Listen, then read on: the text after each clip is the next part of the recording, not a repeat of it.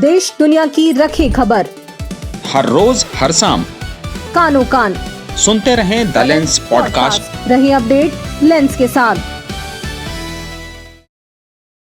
नमस्कार, आज तारीख है 22 फरवरी, दिन रविवार। मैं हूं अरुण पांडे। आप सुन रहे हैं द लेंस का न्यूज पॉडकास्ट राउंड अप, जहां होंगी खबरें देश दुनिया की और आखिर में होती है खबर खास।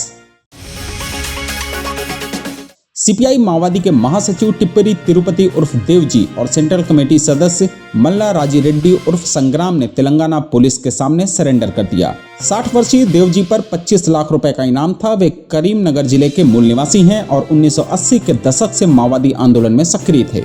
नंबाला केशव राव के मारे जाने के बाद उन्हें महासचिव बनाया गया था। इसके साथ ही 16 अन्य माओवादी कैडरों ने भी आसिफाबाद जिले के जंगलों में हथियार डाले हैं। सुरक्षा बल अब प्रमुख नेता बड़े चौक्का उर्फ दामोदर की तलाश में जुटे हैं। इस बीच केंद्रीय गृह मंत्री अमित शाह ने गुवाहाटी में सीआरपीएफ की 87वीं स्थापना दिवस परेड के अवसर पर कहा कि केंद्र सरकार का लक्ष्य 31 मार्च 2026 तक देश से पूरी तरह नक्सलवाद को समाप्त करना है। उन्होंने कहा कि नक्सलवाद पहले 12 राज्यों में फैला हुआ था, लेकिन सीआरपीएफ और कोबरा जैसी ताकतों ने 3 सालों में ही इसे कमजोर कर दिया। दुनिया भर के देशों पर लगाए गए टैरिफ को अमेरिकन सुप्रीम कोर्ट ने अवैध करार दे दिया है। इसके बाद भी राष्ट्रपति डोनाल्ड ट्रंप पीछे हटने को तैयार नहीं है। इस फैसले के बाद उन्होंने सभी देशों पर 10% के ग्लोबल टैरिफ लगाने का ऐलान किया। फिर इसके महज 24 घंटे के अंदर ही उन्होंने इसे बढ़ाकर 15% कर दिया। ट्रंप के इस कदम पर भारतीय अमेरिकी वकील नील कात्याल ने सवाल उठाए हैं। नील कात्याल वही वकील हैं जिनकी दलीलों से सुप्रीम कोर्ट ने ट्रंप के पुराने टैरिफ को पलट दिया था। उन्होंने एक्स पर पोस्ट में कहा कि ट्रंप के लिए धारा 122 का सहारा लेना मुश्किल है, क्योंकि अमेरिकी न्याय विभाग ने कोर्ट में यही कहा था कि यह धारा व्यापार घाटे पर लागू नहीं होती है, बल्कि भुगतान संतुलन घाटे के लिए है। कत्याल ने सलाह दी है कि अगर ट्रंप बड़े पैमाने पर टैरिफ लगाना चाहते हैं तो उन्हें अमेरिकी संविधान के मुताबिक कांग्रेस के पास जाना चाहिए। अगर उनके विचार इतने अच्छे हैं तो कांग्रेस को मानने में कोई दिक्कत नहीं होगी। यूपी के मेरठ में आज से मेट्रो सेवाओं की शुरुआत हो गई। पीएम नरेंद्र मोदी ने मेट्रो के साथ साथ दिल्ली मेरठ रेलवे कॉरिडोर का उद्घाटन किया। इसके साथ ही भारत उन चुनिंदा देशों की सूची में शामिल हो गया है जहां एक ही ट्रैक पर हाई स्पीड रीजनल ट्रेन और लोकल मेट्रो दोनों का संचालन किया जाता है।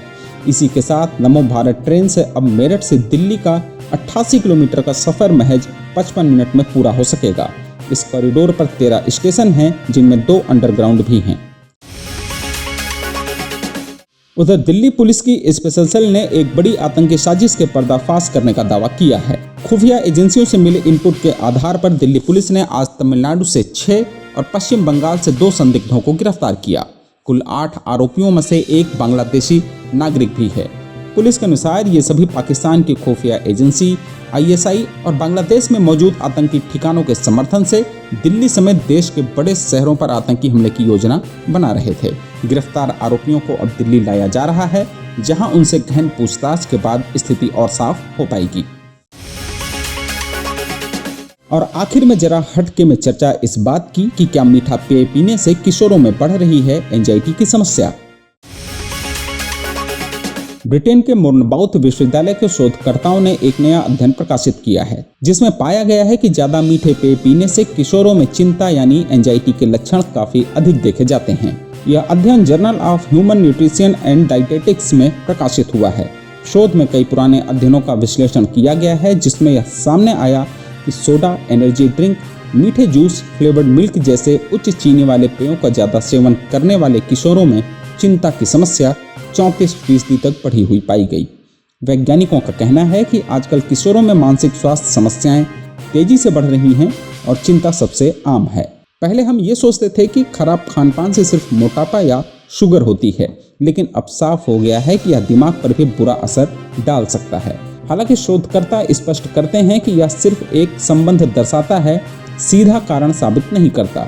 हो सकता है चिंतित बच्चे तनाव में ज्यादा मीठा पीते हों या अन्य कारक जैसे नींद की कमी और पढ़ाई का दबाव दोनों को प्रभावित कर रहे हों।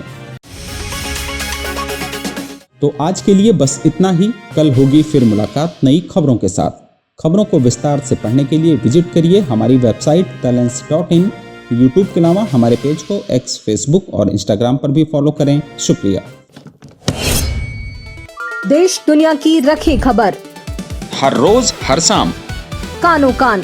सुनते रहें द लेंस पॉडकास्ट। रहे अपडेट लेंस के साथ।